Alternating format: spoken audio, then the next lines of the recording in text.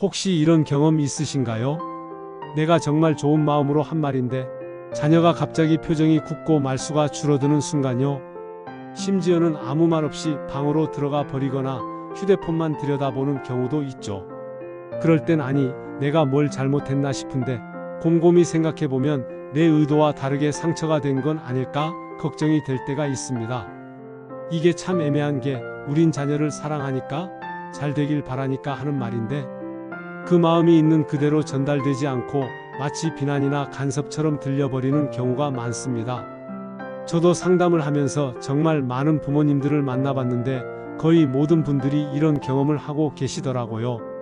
특히 요즘 같은 시대에는 이런 일이 더 자주 일어나는 것 같아요. 한 어머니는 이런 말씀을 하셨어요. 애한테 내가 걱정돼서 하는 말이야 라고 했는데 아이가 걱정 마세요. 제 일이니까요 라고 차갑게 대답하더래요. 그 순간 가슴이 너무 아팠다고 하시더라고요. 또 다른 아버지는 아들에게 아빠 때는 말이야 라고 시작했는데 아들이 아빠 때랑 지금이랑 다르잖아요 하고 말을 자르더래요. 그래서 할 말을 다 못하고 그냥 돌아섰다고 하시더라고요. 사실 이런 일은 정말 흔합니다. 많은 부모님들이 똑같은 고민을 하고 계시거든요. 내 마음은 분명히 사랑인데 왜 자꾸 갈등만 생기는 걸까요? 나는 자녀를 위해서 하는 말인데 왜 자꾸 반발만 하는 걸까요? 오늘 이 시간에는 이런 문제를 해결할 수 있는 구체적인 방법들을 알려드릴 예정입니다. 끝까지 들어보시면 자녀와의 대화가 훨씬 부드러워지는 걸 경험하실 수 있을 겁니다. 그리고 자녀가 부모님 말을 진심으로 들어주는 모습을 보실 수 있을 거예요. 부모와 자녀는 같은 언어를 쓰지만 세대가 다릅니다. 같은 말을 해도 받아들이는 방식이 완전히 다르죠. 예를 들어 내가 제대로 하는 걸 못 봤다. 이건 부모 입장에선 다음에 더 잘하자는 격려일 수 있는데 자녀는 나를 못 믿는구나 라고 느낍니다. 너 그럴 줄 알았다. 부모는 내 경험상 이런 결과가 나올 줄 알았다는 의미로 말했는데 자녀는 비웃는구나 라고 받아들일 수 있죠. 다 너 잘되라고 하는 말이야. 진심이지만 자녀에겐 내 생각은 중요하지 않다. 내 방식대로 해라라는 강요처럼 들릴 때도 있습니다. 이런 말들이 쌓이면 자녀 마음속에 부모와 얘기하면 기분이 나빠진다는 인식이 생깁니다. 그러면 대화가 점점 줄어들고 부모 마음을 오해한 채 거리가 멀어질 수 있습니다. 왜 이런 일이 일어날까요? 여러 가지 이유가 있습니다. 첫째, 부모 세대와 자녀 세대가 중요하게 생각하는 가치가 다르기 때문입니다. 부모 세대는 경험과 현실을 바탕으로 조언을 하시는데 자녀 세대는 자율성과 존중을 더 중요하게 여기거든요. 부모님들은 어려운 시절을 겪으면서 현실적인 것, 안전한 것을 추구하게 되셨잖아요. 그래서 자녀에게도 안전하고 확실한 길을 가라고 하시는 거예요. 하지만 요즘 젊은 세대는 자신만의 길을 찾고 싶어 하고 다양한 가능성을 시도해보고 싶어 해요. 둘째, 요즘 자녀들은 인터넷과 SNS를 통해 다양한 정보를 접하면서 자신만의 생각을 갖게 됩니다. 그래서 일방적인 조언보다는 자신의 의견을 들어주고 인정해주는 것을 더 원하는 경우가 많아요. 예전에는 부모가 말하면 무조건 따르는 게 당연했지만 지금은 달라졌어요. 자녀들도 나름의 정보와 생각을 가지고 있기 때문에 부모의 일방적인 지시보다는 대화와 설득을 원하는 거죠. 셋째, 자녀들이 부모의 말을 들을 때 단순히 내용만 듣는 게 아니라 그 말 속에 담긴 감정과 의도까지 함께 받아들인다는 겁니다. 그래서 같은 내용이라도 어떻게 전달하느냐에 따라 완전히 다르게 받아들여질 수 있어요. 예를 들어 공부 좀 해라라는 말도 사랑하는 마음으로 부드럽게 하면 격려로 들리지만 짜증이 섞인 목소리로 하면 잔소리로 들리거든요. 넷째, 요즘 자녀들은 부모로부터 인정받고 싶은 마음이 크면서도 동시에 독립적이고 싶은 마음도 큽니다. 이런 양면적인 감정 때문에 부모의 조언을 들으면서도 반발하는 경우가 많아요. 마지막으로 현대 사회는 변화가 너무 빠르기 때문에 부모 세대의 경험이 그대로 적용되지 않는 경우가 많습니다. 자녀들도 이걸 알고 있어서 부모의 조언이 현실과 맞지 않는다고 느끼는 경우가 있어요. 이런 상황에서 부모님들은 어떻게 해야 할까요? 포기해야 하는 걸까요? 그런 건 아닙니다. 조금만 방법을 바꾸면 충분히 소통할 수 있어요. 그래서 오늘은 자녀에게 상처 주지 않고 내 마음을 전하는 방법 3가지를 알려드리겠습니다. 이 방법을 쓰면 자녀가 부모 마음을 더 잘 이해하고 대화가 훨씬 부드러워집니다. 이 방법들은 심리학적으로도 검증된 것들이고 실제로 많은 가정에서 효과를 본 방법들입니다. 어렵지도 않아요. 조금만 의식해서 말하는 방식을 바꾸면 되거든요. 제가 상담하면서 이 방법들을 알려드린 부모님들 중에 정말 극적으로 관계가 개선된 경우들을 많이 봤어요. 한 어머니는 이 방법을 쓰고 나서 딸이 먼저 엄마, 오늘 무슨 일 있었는지 얘기해 드릴게요 라고 다가오더래요. 또 다른 아버지는 아들이 아빠 말씀이 맞는 것 같아요. 다시 한번 생각해 볼게요 라고 했다고 하시더라고요. 전에는 상상도 못했던 일이라고 하시면서 정말 신기해 하시더라고요. 물론 하루 만에 바뀌는 건 아니에요. 하지만 꾸준히 실천하시면 분명히 변화를 느끼실 수 있을 겁니다. 특히 자녀가 부모님과 대화할 때 경계하지 않고 편안해하는 모습을 보실 수 있을 거예요. 첫 번째 방법은 사실보다 느낌을 먼저 전하기입니다. 어르신, 사람은 누구나 지적을 들으면 방어부터 하게 됩니다. 특히 자녀 세대는 자유와 존중을 중요하게 생각하기 때문에 바로 잘못을 지적하면 그 순간 귀가 닫혀버립니다. 예를 들어 내가 또 늦었잖아 라고 말하면 자녀는 변명부터 하거나 또 잔소리야 라고 생각합니다. 이렇게 되면 대화는 시작도 하기 전에 끝나버려요. 대신 이렇게 바꿔보세요. 내가 늦으니까 나는 좀 걱정이 됐어. 혹은 기다리는 동안 조금 불안했어. 이렇게 내가 느낀 감정을 먼저 말하면 자녀는 아, 내 행동이 부모에게 이런 영향을 줬구나 하고 이해하게 됩니다. 감정을 먼저 전하는 건 내가 틀렸다가 아니라 나는 이런 마음이었다고 알려주는 것이기 때문에 방어심 대신 공감이 생깁니다. 더 자세히 설명해 드릴게요. 사람의 뇌는 위협을 느끼면 자동으로 방어 모드로 들어갑니다. 누군가가 나를 비난하거나 지적한다고 느끼면 논리적으로 생각하는 부분보다 감정적으로 반응하는 부분이 먼저 활성화돼요. 그래서 내가 왜 그랬어? 라고 하면 자녀는 내 잘못이 아니야 라고 변명부터 생각하게 되는 거예요. 하지만 나는 걱정이 됐어 라고 하면 위협이 아니라 정보로 받아들이게 됩니다. 다른 예를 들어보겠습니다. 자녀가 방 정리를 안 했을 때 왜 방을 이렇게 더럽게 쓰냐? 대신에 내 방을 보니까 좀 답답한 기분이야 라고 말해보세요. 성적이 떨어졌을 때도 공부를 안 해서 그렇지 대신에 성적표를 보니까 조금 속상했어 라고 표현하는 거죠. 친구들과 놀다가 늦게 들어왔을 때도 왜 이렇게 늦게 와 대신에 내가 안 오니까 혹시 무슨 일 생겼나 싶어서 마음이 조마조마했어 라고 말하는 거예요. 이런 식으로 말하면 자녀가 부모의 마음을 이해하게 되고 자연스럽게 자신의 행동을 돌아보게 됩니다. 강요가 아니라 공감을 통해서 변화가 일어나는 거예요. 여기서 중요한 건 감정을 표현할 때 너 때문에라는 말은 피해야 한다는 겁니다. 너 때문에 걱정됐어 라고 하면 결국 비난이 되거든요. 내가 늦어서 나는 걱정이 됐어 라고 사실과 감정을 나누어서 말하는 거예요. 그리고 감정을 말할 때는 구체적으로 표현하세요. 그냥 기분 나빠라고 하지 말고 걱정이 돼, 불안해, 답답해, 섭섭해처럼 정확한 감정을 말하는 거예요. 그래야 자녀가 부모의 마음을 더 정확하게 이해할 수 있어요. 물론 처음에는 어색할 수 있습니다. 지금까지 사실 위주로 말하다가 갑자기 감정을 말하려고 하니까 어색하죠. 하지만 몇 번 연습해 보시면 자연스럽게 나올 거예요. 그리고 자녀의 반응이 확실히 다르다는 걸 느끼실 수 있을 겁니다. 실제로 이 방법을 써보신 한 아버지는 이런 말씀을 하셨어요. 아들한테 내가 게임만 하니까 아빠는 좀 외로워라고 했더니 아들이 아, 그렇구나. 그럼 오늘은 아빠랑 얘기 좀 해요 라고 하더래요. 전에 게임 그만해라고 했을 때와는 완전히 다른 반응이었다고 하시더라고요. 이처럼 감정을 먼저 전하면 자녀가 부모를 이해하려고 노력하게 됩니다. 그리고 대화의 분위기가 대립에서 협력으로 바뀌게 되죠. 두 번째는 평가 대신 관찰로 말하기입니다. 자녀를 평가하는 말은 관계에 금이 가게 합니다. 예를 들어 너 요즘 너무 게을러졌어 라는 말은 행동이 아니라 사람 자체를 평가하는 겁니다. 이러면 자녀는 나는 게으른 사람이라는 낙인을 느낄 수 있습니다. 대신 요즘 늦잠 자는 날이 많더라처럼 보이는 사실만 이야기하면 자녀가 공격받는 기분이 덜합니다.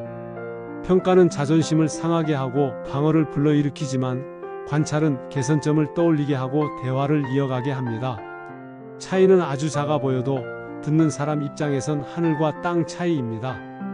더 구체적인 예를 들어보겠습니다.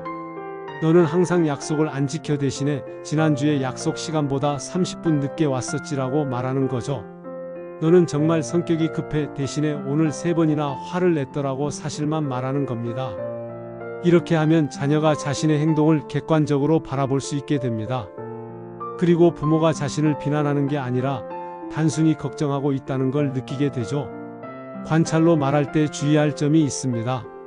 항상, 맨날, 전혀 같은 극단적인 표현은 피해야 해요. 이런 말들은 사실이 아닐 뿐만 아니라 자녀가 억울함을 느끼게 만들거든요. 대신 구체적인 횟수나 날짜를 말하면 더 정확하고 설득력이 있습니다. 이번 주에 2번, 어제, 지난달부터 이런 식으로 말이죠. 그리고 관찰할 때는 긍정적인 부분도 함께 언급해 주세요. 어제는 늦었지만 미리 연락은 해줬더라처럼 인정할 부분도 함께 말하면 자녀가 더 마음을 열게 됩니다. 3번째는 조언은 허락을 받고 건네기입니다. 부모 입장에서 자녀에게 조언은 사랑의 표현입니다. 하지만 젊은 세대는 조언을 간섭으로 받아들이는 경우가 많죠. 예를 들어 내가 해봐서 아는 대로 시작하면 자녀는 속으로 또 시작이네 하고 듣는 척만 하게 됩니다. 그래서 이렇게 바꿔보세요. 내 생각을 들어줄래? 혹은 이 상황에서 내가 해본 방법이 있는데 들어보고 싶어. 이렇게 허락을 받고 조언하면 자녀는 내 선택권을 존중해 주는구나 느끼고 귀를 기울입니다. 이건 마치 문을 두드리고 들어가는 것과 같습니다. 허락 없이 들어가면 불쾌하지만 허락을 받고 들어가면 환영받는 것처럼요. 왜 허락을 받아야 할까요? 심리학적으로 사람은 자신이 선택했다고 느낄 때 더 적극적으로 참여하게 됩니다. 강요당한다고 느끼면 저항하지만 스스로 선택했다고 느끼면 협조적이 되는 거죠. 예를 들어 자녀가 친구 문제로 고민하고 있을 때 바로 넌 이렇게 해야 되라고 하지 말고 내 경험을 나눠도 될까? 라고 물어보는 거예요. 공부 방법에 대해서도 이렇게 공부해야 돼. 대신에 내가 학창시절에 썼던 방법이 있는데 들어볼래? 라고 하는 거죠. 진로 문제에서도 현실적으로 생각해 봐야지 대신에 내가 내 나이 때 고민했던 것들을 얘기해도 될까? 라고 허락을 구하는 겁니다. 더 다양한 표현을 알려드리겠습니다. 내 경험을 나눠도 될까? 비슷한 상황을 겪어본 적이 있는데 관심 있어? 이런 방법도 있더라. 어떻게 생각해? 내 의견을 말해도 괜찮을까? 이렇게 물어보고 조언을 하면 자녀가 거부감 없이 들을 수 있어요.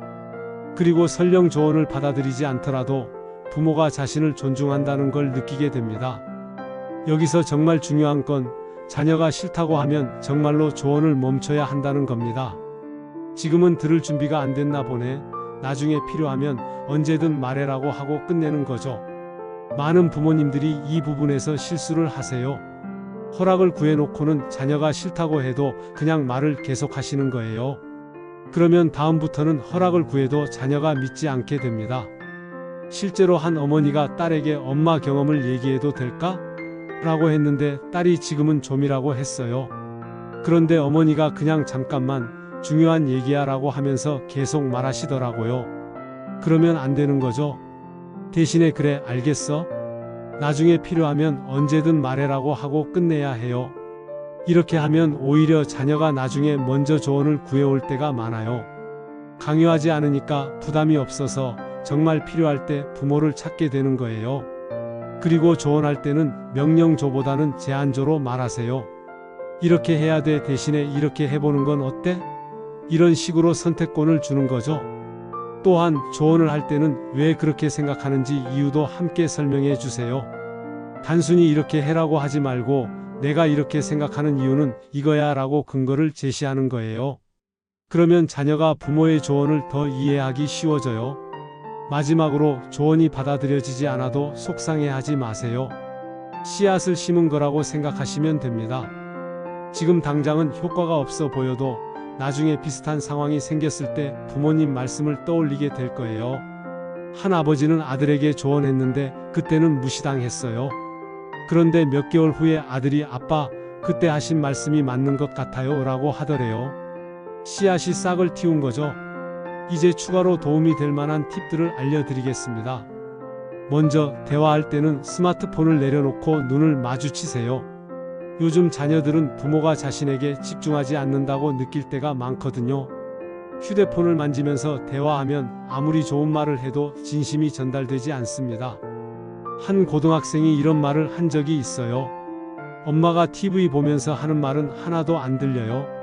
진짜 중요한 얘기인지 그냥 지나가는 말인지 모르겠어요. 정말 중요한 대화라면 모든 걸 멈추고 자녀에게 집중해 주세요. 두 번째, 목소리 톤을 10% 낮추면 차분함이 전달됩니다. 흥분해서 목소리가 높아지면 자녀도 덩달아 감정적이 되거든요. 의식적으로 목소리를 낮추면 분위기가 훨씬 좋아집니다. 특히 자녀가 실수했을 때나 문제가 생겼을 때일수록 목소리를 낮춰야 해요. 화가 나더라도 목소리부터 차분하게 만들면 마음도 따라서 차분해집니다. 세 번째, 칭찬은 즉시, 지적은 하루 뒤에 하는 것도 좋습니다. 감정이 격해진 상태에서는 좋은 말도 나쁘게 들릴 수 있어요. 하루 정도 시간을 두고 차분해진 다음에 이야기하면 훨씬 효과적입니다. 실제로 많은 갈등이 타이밍 때문에 일어나거든요. 자녀가 실수한 바로 그 순간에 지적하면 자녀는 부끄러움과 당황함 때문에 방어적이 됩니다. 하지만 시간이 지나고 나서 차분하게 이야기하면 훨씬 잘 받아들여요. 네 번째, 하루에 한 번은 오늘은 고마웠어처럼 감사 표현을 해보세요. 지적과 조언만 하면 자녀가 부모를 피하게 됩니다. 하지만 감사와 인정의 말을 자주 해주면 가끔 조언을 해도 기꺼이 들어줄 거예요. 감사 표현은 구체적으로 하면 더 좋아요. 그냥 고마워 대신에 오늘 설거지 해줘서 고마웠어, 동생이랑 잘 놀아줘서 고마웠어처럼 구체적으로 말하는 거죠. 다섯 번째, 자녀의 말을 끝까지 들어주세요. 중간에 끊고 조언하고 싶은 마음이 들어도 일단 다 들어보시기 바랍니다. 자녀가 충분히 자신의 이야기를 했다고 느껴야 부모 말도 들으려고 하거든요. 많은 부모님들이 자녀 말을 중간에 끊고 그래서 내가 하는 말이라고 시작하세요. 그러면 자녀는 어차피 내 말은 안 들어주네라고 생각하고 입을 닫아버립니다. 여섯 번째, 자녀의 감정을 인정해 주세요. 자녀가 화나거나 속상해할 때 그런 것 가지고 화내지 말라고 하지 말고 화날 만하겠네나 속상하겠다라고 먼저 감정을 인정해 주세요. 감정을 인정받으면 사람은 마음이 누그러집니다. 그 다음에 대화가 가능해지는 거예요. 하지만 감정을 무시하면 더 격해집니다. 일곱 번째, 자녀와의 대화에서 승부를 가리려고 하지 마세요. 내가 옳다는 걸 증명하려고 하면 자녀도 지지 않으려고 합니다. 그러면 대화가 아니라 논쟁이 되어버려요. 대화의 목적은 승리가 아니라 이해입니다. 서로의 마음을 이해하는 것이 목표라고 생각하시면 훨씬 부드러운 대화가 가능해져요. 오늘 내용 정리하면 내 감정을 먼저 말하기, 평가 대신 관찰로 말하기, 조언은 허락을 받고 건네기. 이 세 가지만 지켜도 자녀가 부모 마음을 훨씬 잘 이해합니다. 혹시 자녀와 대화가 자주 어긋난다고 느끼는 분이 있다면 오늘 내용 꼭 실천해 보시고 변화를 느껴보시길 바랍니다. 처음에는 어색할 수 있어요. 지금까지 하던 방식을 바꾸는 게 쉽지 않으니까요. 하지만 몇 번만 연습해 보시면 자연스러워질 겁니다. 그리고 자녀의 반응이 확실히 달라지는 걸 경험하실 수 있을 거예요. 가장 중요한 건 꾸준함입니다. 하루 이틀 해보고 포기하지 마시고 계속 의식해서 연습해 보세요. 좋은 습관이 되면 자녀와의 관계가 훨씬 좋아질 거예요. 그리고 완벽하려고 하지 마세요. 가끔 실수해도 괜찮아요. 실수했을 때는 자녀에게 미안하다고 말하면 됩니다. 부모도 사람이니까 실수할 수 있다는 걸 보여주는 것도 좋은 교육이에요. 마지막으로 변화에는 시간이 걸린다는 걸 기억하세요. 오늘 당장 이 방법을 써봤다고 내일 바로 관계가 좋아지는 건 아닙니다. 하지만 꾸준히 실천하시면 분명히 변화를 느끼실 수 있을 거예요. 자녀와의 좋은 관계는 하루아침에 만들어지는 게 아니라 매일매일의 작은 대화들이 쌓여서 만들어지는 거거든요. 오늘 알려드린 방법들이 그런 작은 변화의 시작이 되었으면 좋겠습니다. 이 영상이 도움이 되셨다면 좋아요와 구독, 알림 설정까지 부탁드립니다. 그리고 댓글로 여러분의 경험도 나눠주시면 다른 부모님들에게도 큰 도움이 될 거예요. 다음에도 생활에 도움이 되는 이야기로 찾아뵙겠습니다. 감사합니다.